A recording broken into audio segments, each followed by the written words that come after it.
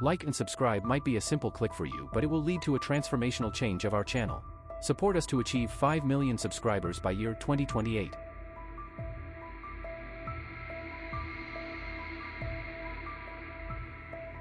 In 2009, unusually powerful solar flares are observed in the Sun's atmosphere. Dr. Helmsley notices the phenomenon and travels to India to consult with astrophysicist Satnam. They visit a copper mine, descending 11,000 feet underground. In the lab, Satnam demonstrates that these solar flares are the largest in recorded history and are causing the Earth's core to overheat, evidenced by a tank of boiling groundwater. Alarmed by the potential for global catastrophe, Helmsley returns to the United States to interrupt a prestigious gala and informs Anheuser, the head of the presidential administration, about the impending danger. Fast forward 6 months to 2010, and President Wilson addresses the G8 summit, revealing the imminent end of the world. While the general public remains unaware, the world's most powerful individuals begin to devise survival plans. In the Tibetan Valley, massive ark ships are being constructed for a select group of elite individuals under the guise of building a dam. The locals are relocated unless they possess essential skills needed for the project. By 2011, tickets for these arks are being sold to the wealthy for €1 billion each. Meanwhile, at the Louvre, President Wilson's daughter, Laura, collaborates with the museum director to replace the Mona Lisa with a fake to protect it from potential threats. As 2012 approaches, the general public remains unaware of the impending catastrophe. However, media outlets begin discussing the Mayan calendar and the widespread belief in the end of the world, leading to a surge in mass suicides. In California, growing cracks on the streets are dismissed as minor quake damage. At a harbor, passengers on a cruise ship become alarmed when the vessel unexpectedly sinks a bit in the water, hinting at the larger disaster looming ahead. Later that evening, Laura receives a call from the Louvre director, who reveals that they were misled about the reasons for relocating the art and plans to expose the truth at a press conference. Before he can divulge further details, his car explodes, killing him instantly. At the White House, Helmsley and Anheuser inform President Wilson that their previous calculations were incorrect and the end of the world is approaching much sooner than anticipated. Their meeting is interrupted by Laura, demanding to know why the organization she works for is a facade. Wilson reluctantly reveals the dire truth to her. Meanwhile, Jackson takes his kids on a family trip to Yellowstone. They are puzzled by the sight of numerous helicopters and a fenced-off lake area. Ignoring the warning signs, they climb over the fence, unaware of the danger that lies ahead. When Jackson and his kids reach the lake, they are horrified to find it completely dried out, surrounded by dead animals. A mysterious man named Charlie secretly watches them from the forest. Soon, the military arrives and escorts the family to their base. There, Helmsley explains to Jackson that they are geologists investigating the lake's unusual conditions and warns that the area is unstable, urging Jackson to leave with his children. After the family departs, Helmsley contacts Satnam, who reports that he had to seal off the mine and is receiving similar alarming data from other countries. The Earth's crust is destabilizing, necessitating immediate evacuation. Jackson and his kids head to a camping area, only to be confronted by Charlie. He demands to know what the scientist said and laughs derisively at Jackson's response, implying he knows the truth is far worse than they are being told. In the evening, Jackson notices Charlie broadcasting from his van and listens to his radio show, where Charlie discusses the impending apocalypse. Curious, Jackson approaches Charlie for more information. Charlie shows him a comical animation about the Mayan prophecy. When Jackson remains skeptical about such a massive secret being kept, Charlie reveals that those who tried to inform the public were silenced, evidenced by numerous newspaper articles. Jackson is stunned to see that a professor he once worked with died 2 months ago. Charlie claims this professor sent him a map showing the location of government spaceships. Finding the idea absurd, Jackson returns to his tent. The next morning, earthquakes in California intensify, causing a massive crack that splits a supermarket in two. Although no one is injured, Jackson's ex-wife Kate urgently calls him, insisting he bring the kids home immediately. Meanwhile, Anheuser informs President Wilson that only 4 arcs have been completed, insufficient to save everyone. In a high-stakes meeting with world leaders, Helmsley presents a report indicating they have only 2 or 3 days left. Consequently, Wilson announces the commencement of the evacuation plan. After dropping the kids off at Kate's, Jackson receives a call from his boss, a Russian oligarch named Karpov, who is secretly preparing for the evacuation. Karpov instructs Jackson to bring his twin sons to the airport.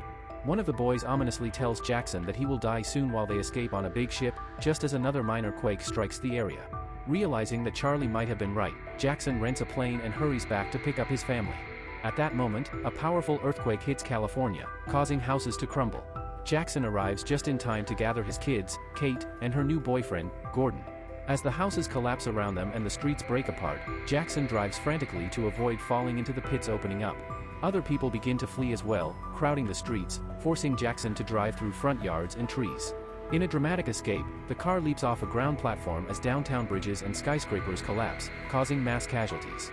After a harrowing drive, the group finally reaches the airport, only to find that the pilot is dead.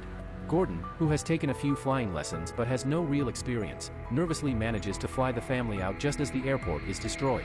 Soon, most of Los Angeles is submerged by the encroaching sea. The family stops at Yellowstone to find Charlie and his map, but Charlie is atop a mountain, awaiting the end. Jackson drives to the mountain, where they witness birds fleeing and the ground sinking. While Jackson retrieves the map, Charlie continues broadcasting as a volcano erupts, engulfing the area. Volcanic rocks rain down, killing Charlie and hitting the van. Jackson drives frantically, jumping over a ground fissure to reach the airport just in time. As Jackson searches the van for the map, the ground continues to crack, causing the van to fall. Believing Jackson is dead, Gordon prepares the plane for takeoff.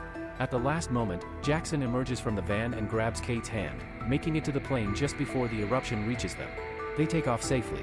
Jackson examines the map and realizes they need to head to China, requiring a better plane. That evening, Anheuser and Helmsley watch news reports of natural disasters occurring worldwide. Important landmarks are being destroyed, millions of people are dying, and hope is dwindling. Helmsley believes it's time to inform the public about the impending catastrophe, but Anheuser insists on keeping it secret until the chosen ones are safely aboard the Arks, arguing it's necessary for survival. When they inform President Wilson it's time to leave, he decides to stay and face the end with his people. Anheuser takes command, ignoring Helmsley's protests, and the plane departs with them and Laura, who receives a final farewell call from her father. Subsequently, Wilson makes a public announcement revealing the truth.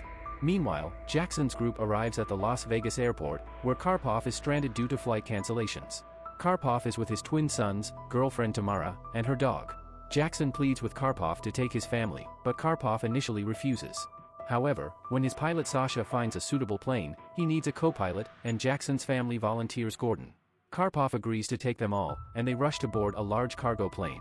Despite lacking permission from air traffic control, Sasha and Gordon manage to take off, dodging crumbling buildings and grazing the top of a tower as they head for China. As they fly over Hawaii, they are horrified to see the islands completely engulfed in lava, with almost no buildings left standing. In Tibet, a Buddhist monk named Nima receives a letter from his brother, who works with the Arks and has divulged the truth. With permission from his master, Nima descends from the mountain to fetch his grandparents. In Washington, D.C., volcanic ash relentlessly falls, prompting Wilson to open the White House as a shelter. When a distraught little girl searches for her father, Wilson assists her, only for an earthquake to strike, toppling the Washington Monument. At the Vatican, worshippers gather for a special mass but are interrupted by a devastating earthquake that collapses the building, resulting in widespread casualties. Simultaneously, reports announce tsunamis forming worldwide, including one that capsizes a cruise ship in the open sea, leaving the crew helpless against nature's fury. In Washington, D.C., Wilson awakens amidst a sea of ash-covered bodies, only to witness a tsunami engulf the area, claiming the lives of all survivors, including himself. Meanwhile, Helmsley discovers that the base housing the Arks will be submerged in approximately 6 hours due to significant shifts in the Earth's crust. As the group under Jackson's leadership faces their own trials, the world undergoes further upheaval. Both poles have reversed their magnetic fields, resulting in the North Pole relocating to Wisconsin. Meanwhile, Sasha, the pilot, alerts everyone that fuel is running low, necessitating an emergency landing. Descending, they find themselves over land instead of ocean due to continental shifts, ending up in the Himalayas near the Ark construction site. Facing an imminent crash, Sasha instructs everyone to exit via the cargo area in vehicles. While most land safely, the plane skids on ice and plummets off a cliff, killing Sasha instantly. Chinese cargo helicopters spot the survivors and attempt a rescue, prioritizing those with tickets. Karpov leaves with his children but abandons Tamara due to her infidelity with Sasha, revealing his vindictive side. Wandering, the group encounters Nima, who agrees to give them a ride. Meanwhile, Helmsley's group also arrives, noting the presence of significant figures like the Queen and her dogs. With only 4 arcs completed, chaos erupts as the impending tsunami threatens to engulf everything. Helmsley and Laura are appalled to discover that the Arks prioritize luxury over practicality, with wealthy individuals given preference over essential workers. Helmsley's frustration peaks when he receives a heartbreaking call from Satnam, who faces imminent death along with his family as the tsunami approaches their town. Realizing they have only half an hour before the wave hits the Arks, panic sets in. Outside the base, Nima arrives with the group, but his brother Tenzin initially refuses to accept anyone beyond their family. Kate pleads for the children to be taken, and eventually, Tenzin relents. As the arcs prepare to depart, it's revealed that the third arc has been damaged and cannot be fixed in time.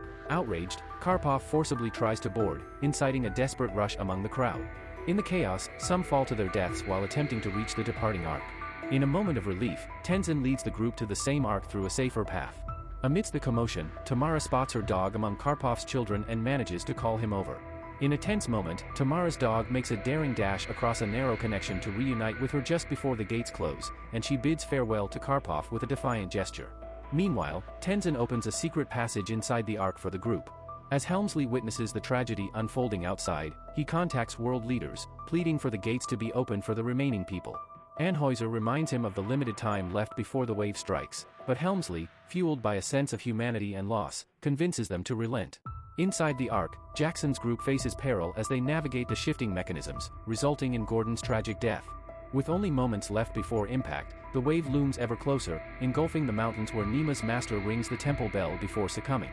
The gates begin to close, leaving Karpov outside, but he sacrifices himself by throwing his children into the ark before he falls to his death. Despite the gate being jammed open by a cable, the ark cannot depart until the issue is resolved. As the tsunami strikes, claiming the lives of the remaining workers, water breaches the ark's interior, triggering panic and the activation of the security system, sealing compartments and separating Jackson's group.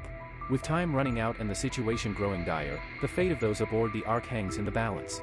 As chaos ensues, the tsunami sends a plane crashing into the ark, causing it to lose support and collide with other ships.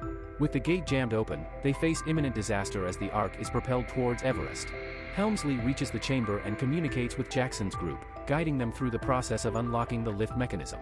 Despite the risks, Jackson dives in, aided by Kate's son who holds a flashlight. After a strenuous effort, they manage to close the gate just in time to activate the engine. However, the ark is moving too fast and collides with the mountain, causing rocks to rain down and endanger the ship. Miraculously, the reverse motion activate, steering the ark away from further damage. With the crisis averted, the passengers rejoice as Jackson reunites with his family. In the aftermath, as After the Flood becomes the new measure of time, Helmsley and Laura share a momentous kiss. As the skies clear, allowing them to step outside and see the sun again, hope is renewed. Reports from satellites reveal that the water is receding, and the entire African continent has risen. The ark set course for Africa, embarking on a journey to start anew. Make sure to subscribe and hit the notification button so that you will not miss any of our video updates.